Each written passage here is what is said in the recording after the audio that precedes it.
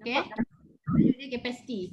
Okay, sebenarnya this what we are talking is we would like to know or understand about capacity. Ya, setiap business ni dia ada capacity masing-masing. Kekuatan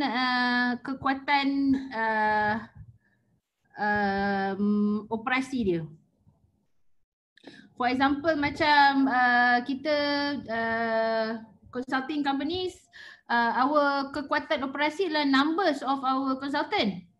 How many of our consultants that we are able to hire, and how many of them are actively engaged in the project, and how much are we getting from all these strengths. Yeah? So kalau dalam ASCA dia panggil strength. Right, dia kan tanya battalion ni strength dia berapa, macam itulah ya. So they use many words to gauge on capacity. We are saying that kalau kita kata tadi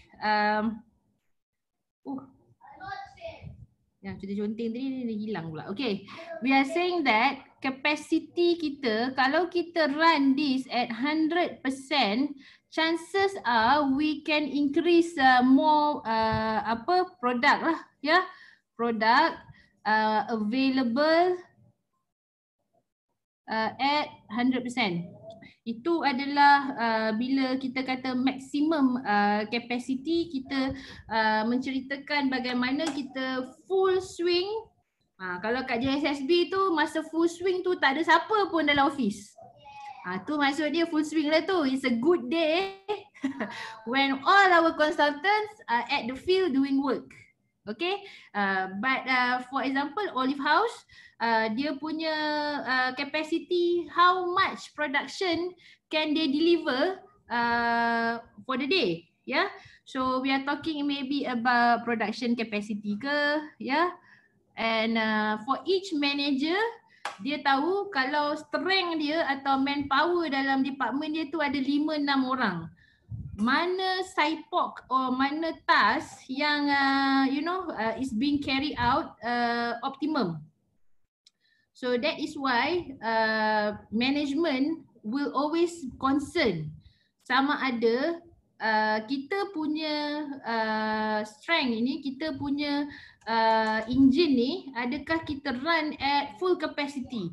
So especially during work from home, ramailah management susah hati lah ni ya, bila capacity tinggal berapa persen je. Ya, work from home dia tidak boleh kontrol. Kalau duduk di office dia tahu sampai 8.30 balik pukul 5. Paling-paling pun kalau staff tak ada apa sangat nak buat pun 50% tu masih running. Tapi kalau duduk di luar office tu dia takut dia tidak boleh gauge capacity. So you understand this now, profit equals to revenue minus cost. Revenue numbers of unit, okay, kali price. Price ni tak usah kacau lah. So numbers of unit ni depending on capacity of the business. Okay. Maximum capacity of the business tu akan menunjukkan maximum capacity akan menunjukkan maximum revenue, akan menunjukkan maximum profit. Okay. Kalau kita tak ganggu cost as the variables lah ya. But even that, cost ni pula kita kena have minimum cost. Kita tak boleh run business without a cost. Contohnya cost on our fix ya. Fix seperti kita punya rental, gaji, dan kemudian the variable seperti COGS semua. So these are all the numbers that consultants are very comfortable of using and manipulating, okay, to get to gauge the situational assessment whether the business is healthy and performing or not. Okay. Okay, so now we are talking about this capacity. Alright, so kerja consultant ni dia kena gauge what is that business maximum capacity, the design capacity.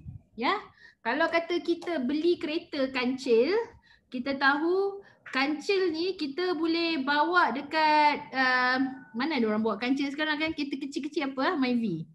Okey, Myvi kereta comel-comel. Kelisa. Kelisa mana ada dah cikgu.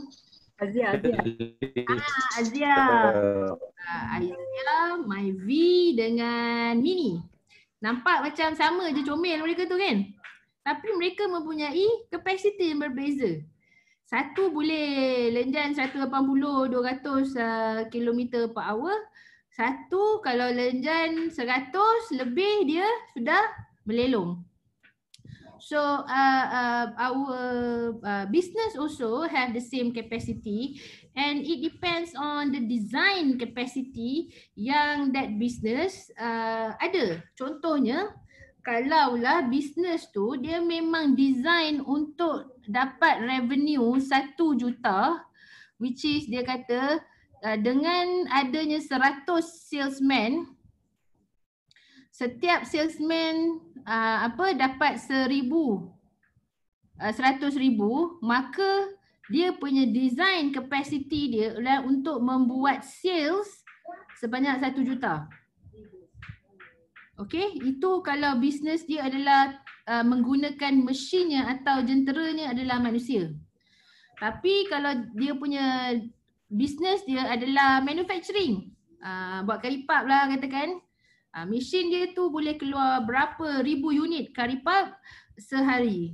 Jadi tempahan-tempahan yang dia kena accept tu adalah mengikut capacity dia. Okay, so design ni maksudnya baru dan tak ada penyakit lagi, perfect ideal state of the machines lah ataupun the engine itself lah. So kedua kita ada adjusted.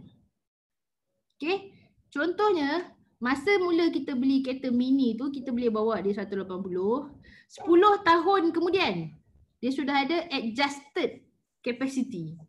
Kereta kalau dah umur 10 tahun selalunya lah ya, kalau dia tak tukar enjin, tak go on major apa kita panggil? Overhaul. Rejuve ke overhaul ke, dia makin lama makin bawa pergi kedai runcit je lah. So we have what we call adjusted.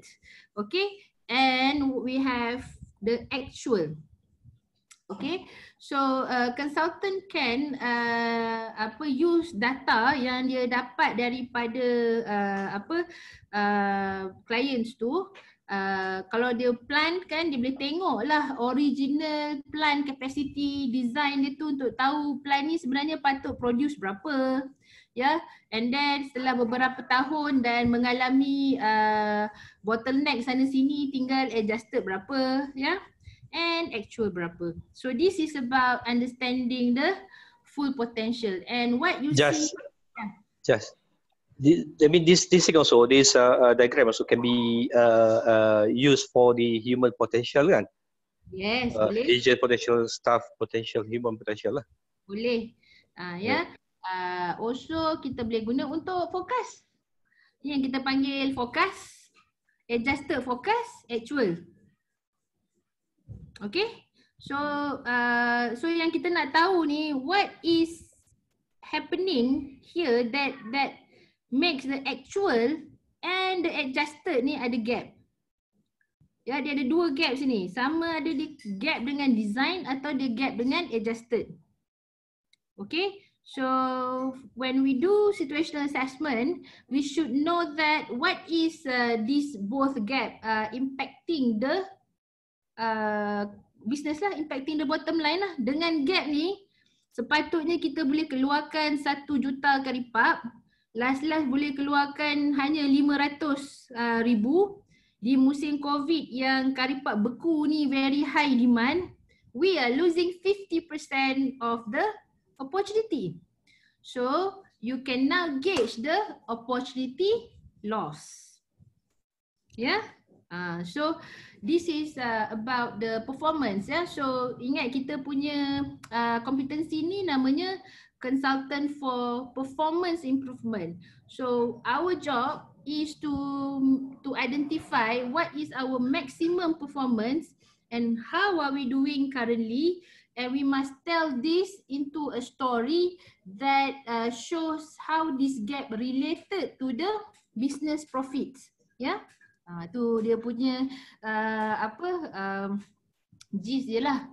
Okay, so if you are a manager of your department, if you can gauge your department gap and then tell your team, if you do not beef up our department punya deliverables, we are the one who is contributing the opportunity loss. Yeah. So that's huge for an organization. So you will see that top management ni, founders and their leadership team ni, benda ni memang dia dah intuitif dalam dia punya diri. Dia dah jadi dia punya DNA dah.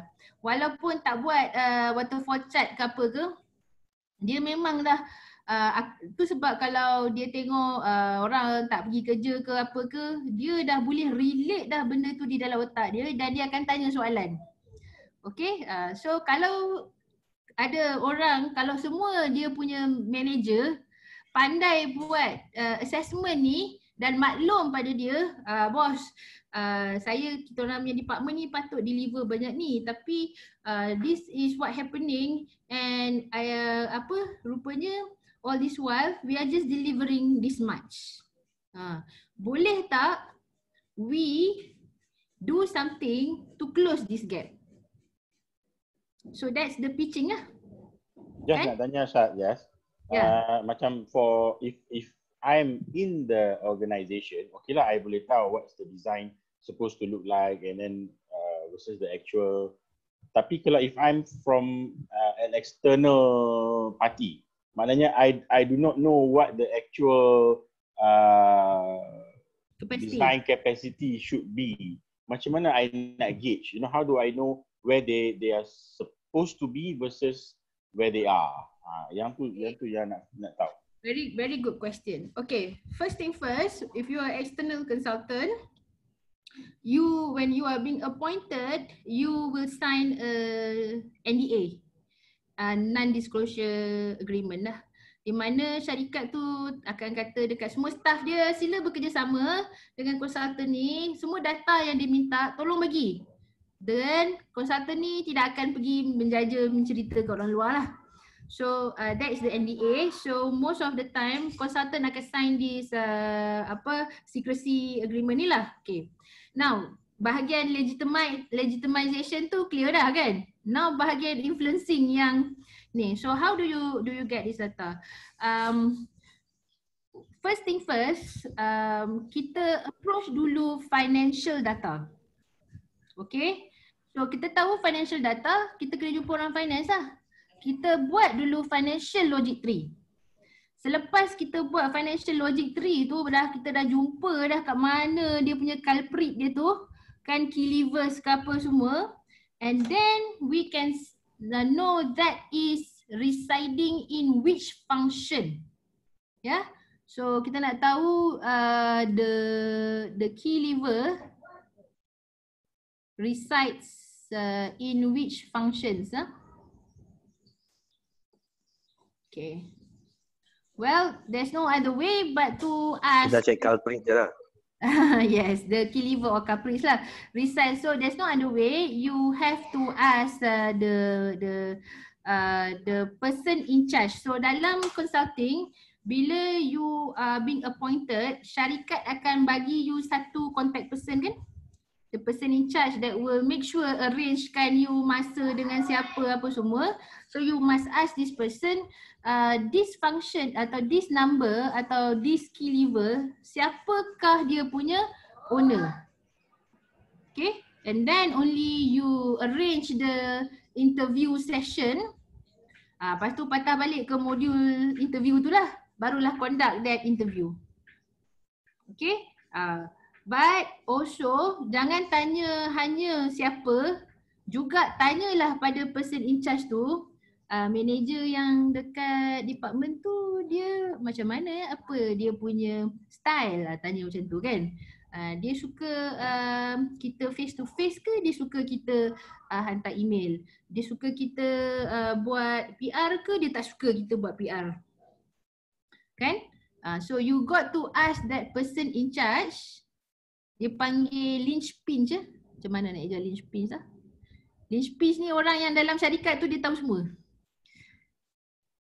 Macam secretary CEO ke, dia macam dia tahulah ya. So you got to find that person in charge and linchpin dalam syarikat tu, kawan baik dengan dia, lepas tu go around with that person. So that's the Selalunya HR ni, selalunya orang HR yang they have that capacity to do that. HR yang tahu yang. Yalah, tengok jugalah kadang-kadang HR pun baru masuk. Kalau HR baru sensation lah. Yalah, HR finance selalunya support team will know all the operations punya department. Tanya CEO terus je lah. Senang. Kalau kawan dengan CEO tak apa lah. Okay, CEO pun ada banyak jenis. Tak semua yang INTJ.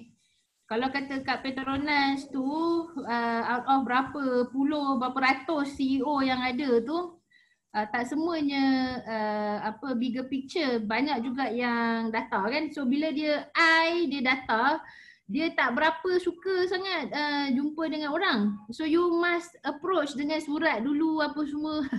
Banyaklah kerja dah ya. So itulah yang jadi konsultan tu, lebih kepada humanizing tu ya. Then bab-bab technicality ni kita kacang je. Once you dapat buy-in kawan baik je, once you dapat kawan baik je, then you you will get more access lah. Okay, so key kalau you jumpa, kalau you tahu tiba-tiba orang yang pegang data supply chain ni, team operation ni, bos dia tu adalah legitimizing. Mudahlah, minta surat je. You pergi mana, bawa surat kan. Surat kebenaran memberi data kepada konsultan. Well, sometimes okay. Alright, so sizing the full potential, business apa pun sama. Say you are assessing kedai makan, you design kedai makan tu kena ada 10 meja. Kerana you estimate setiap hour satu meja will generate at least $100. And 10 meja means every hour you will have RM1,000. So for that day you will earn, if you operate in 10 hours per day, so that's the maximum revenue that you can get. The design and the maximum tu maximum. Bukan kat sini, sorry. So maximum. Okay. Tidak akan ada lebih maksimum dari design. Setuju tak? Okay. Sorry. Mungkin tak ada, there won't be any maximum than the design. Maksudnya design that is a fixed one. Yes. We just follow the design. Okay. Yeah. Tetapi di dalam specification, maybe dia That means when we design to the utmost, to the highest point. Is that what you mean? Tak, maksud macam ni, whatever we design, that is the maximum. Kalau you design 5 meja, 5 lah maximum. Okay, got it. Tu maksud dia. Okay, so kalau design you 5, kerusi dia 5, that is the current capacity. Lepas tu you improvement, you kata meja ni boleh letak 8 kerusi, then it's already the adjusted punya design. So you ada adjusted yang lebih tinggi daripada current design. So this is where innovations and improvement takes place inside your business lah, inside your organization. Okay, so katalah you ada tadi tu meja 10-10 tu semua, and you expect setiap jam satu meja, kena generate 100, ya. So you will see that there's one time dululah bila McDonald design dia punya kerusi semua tidak begitu selesa untuk orang duduk lama-lama. Makan-makan belah, makan nama pun fast food kan. So dia nak turnover rate tu tinggi untuk dia generate more revenue for the business. But after a while, maybe dia punya dah stable lah, dia punya actual turnover tu dah memang lebih pada overhead dah, semua dah cantik dah. Now dia dah bertukar konsep kepada customer experience pula. Dia buat kerusi lounge bagi orang duduk, coffee lah apa semua. Dia fast tak fast, dia dah blur that strategy. However, what I'm saying is, when you do situational assessment, you must also appreciate the business strategy. Ya, you jangan question lah juga. Maksudnya macam ni kita kata tadi satu meja design dia 5 kerusi. Kan? Lepas tu you kata sepatutnya meja ni design dia 8 kerusi. Tapi business strategi dia kata dia nak orang yang masuk kedai dia tu memang selesa lah. Jadi dia tak nak lah crowded 8 kerusi. So do not miss the business strategy when you do situational assessment. Ya? Takut kita salah anggap current capacity tu nah.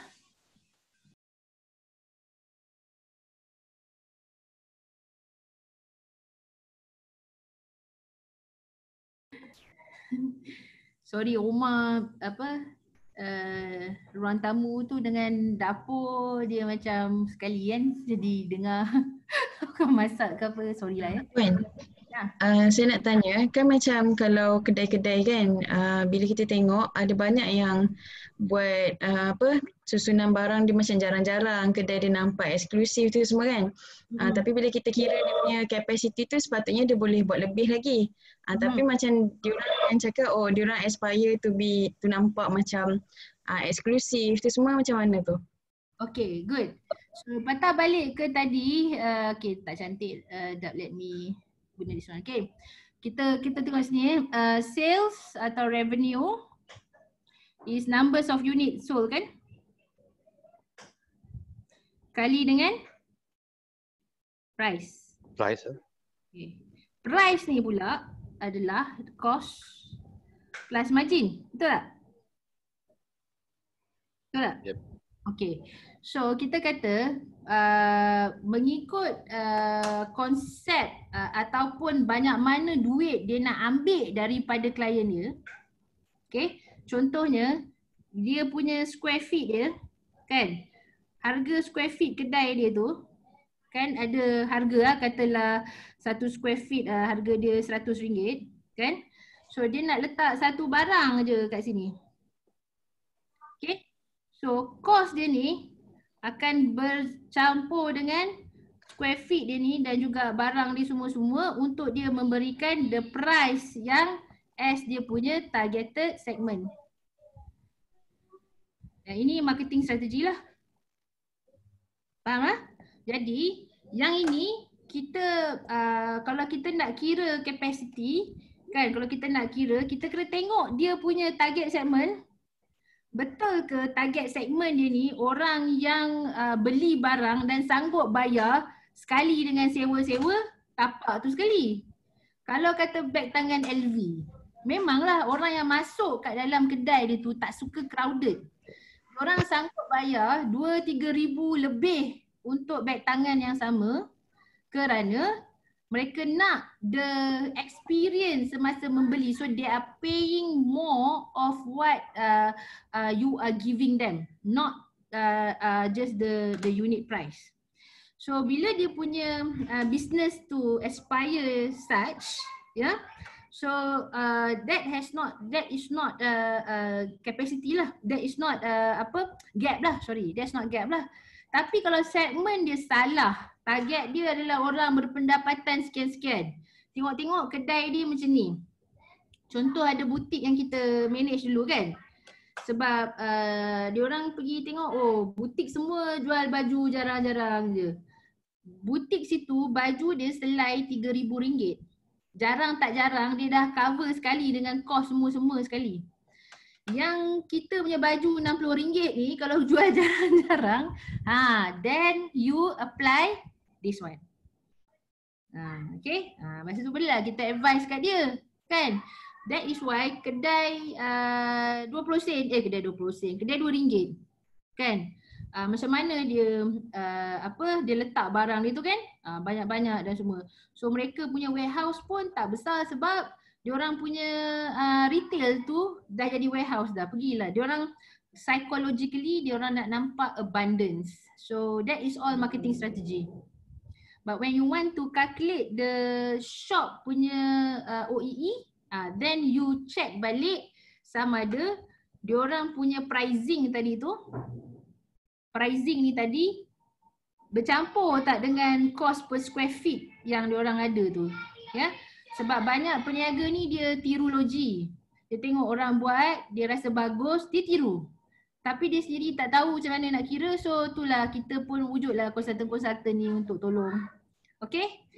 So you understand that part, Okay, so a good consultant, lepas dia dah tahu nilai-nilai semua, dia pun nak tanya capacity. So kalau dia jaga macam Anwar, if you are doing supply chain, you must know. Puan, saya ada soalan. Okay. Puan, saya ada soalan. Ya, boleh. Untuk saving the full potential tu kan, contohkan kalau kita nak buat satu-satu projek, first kita design, lepas tu kita adjust and then dapat actual result, actual daripada apa yang kita design tu. So berapa persen sepatutnya yang actual result tu menepati design? Adakah 50%? Adakah 30% atau macam mana? Okay, very good question. Well, semua konsultan akan jawab macam ni lah. It depends. Okay, that's another consultant tip. Sebelum jawab, ambil masa dulu, kata it depends. Okay. Now, usually it's impossible to dapat design capacity. Usually it's impossible. Kereta kita boleh run 200 km per hour tetapi adjusted hal laju yang dibenarkan kerajaan 110. Nampak tak? So, macam mana pun ideally actual kita kena sama dengan adjusted. Dia bukan sama dengan design. Okay, that's the rule number 1. Okay, so tapi katalah adjusted kita ni bukan law, bukan benda yang other people imply to us. It's just kita sendiri yang atas kelemahan kita sendiri lah. Contohnya kereta kita patut boleh run 120, 130 tapi sebab kita tak buat maintenance, kita kena drive dia 60. Still adjusted tetapi dia macam internal punya, kita punya keupayaan lah juga kan adjusted tu. Correct. So kalau kata adjusted tu disebabkan kita punya kelemahan, of course kita kena remove that bad actor dia panggil. Kita kena remove all those bad actors. So question, what would be a good actual per design? Benchmark numbers is about 86%. Kalau kita achieve 86% tu, kan, maknanya untuk kita lagi tutup the gap, maybe ada kita panggil apa? Ada investment dalam capex atau tukar equipment atau major changes. Okay, so benchmark numbers ni kalau orang kata OEE berapa? 86%. Means okay lah. High performer OEE 97%. Tapi kalau kita dah 97%, konsultan pun orang tak panggil lah. Betul tak? Yang selalu panggil konsultan ni yang 60%, 80%, yang tak tahu, tak pernah kira pun ada. Okay. The one is 86% against the design, bukan adjusted. Against design. Bukan adjusted. Against design. Okay. Okay. Okay, so tadi ni kalau kita dah kira dah capacity restoran kita, Lepas tu kita tahulah gap daripada kita kena tengok, kita kena ambil data, kena kutip data berapa actual, this is data lah. Ini actual, okay. So macam Solihin, when you give insights, intel, kalau you setakat bagi current actual ni memang no brainer lah. Pergi ambil kat sistem, bagi tahu data. So that is not intel lah. Intel means you must tell what is the gap. What is the gap? And what will happen if we continuously maintain this gap? Berapa banyak opportunity loss? Itu baru kategori intel, baru insights. Okay, so consultants, executive, manager. Kalau hantar report kat ustaz, hantar report dekat bosses or clients. Janganlah kita bagi data dan kita rasa happy. Bagi table kita rasa happy. Jangan letak semua tu. Tolong synthesize. Ya, tolong highlight kat mana tinggi, kat mana rendah ya. Dan jangan pula over describe satu-satu data tu. Ambil yang hanya key lever yang penting-penting aja ya. So that is about this capacity. Okay, any question lagi capacity? Amran is here. Is Amran here? Ada kan? Yes, it's me. Okay, for your business, how do you measure your full capacity? Manpower and equipment. Right. So you will have you punya capacity is your active ataupun overall operation effectiveness lah ya, sebab you kali manpower dengan equipment. So cikgu, this is where you were saying just now, kalau human macam mana? Human pun sama, services kan dia availability selalunya kita guna full time equivalent. So di dalam manpower optimization, bila kita calculate full time equivalent, kita kata satu full time equivalent bersamaan dengan 1,600 jam bekerja. Okay. So kalau kita nak kira productivity, kita pun tengoklah staff-staff kita tu bekerja berapa jam, kita bahagilah dengan berapa jam FTE ni, maka kita akan dapat productivity. So kita akan dapat actual productivity bila kita tengok full time equivalent. For human, we always use FTE. Education, university, sekolah, cikgu semua selalunya pakai full time equivalent. Kalau kilang apa semua, dia akan tengok machine capacity atau production capacity.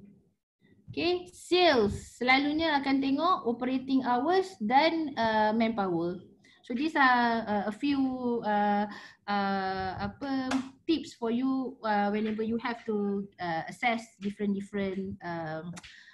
business lah. Okay tak? Ada question tak? Question? Boleh pakai tak ni? Siapa ada kat sini ya? Let me see.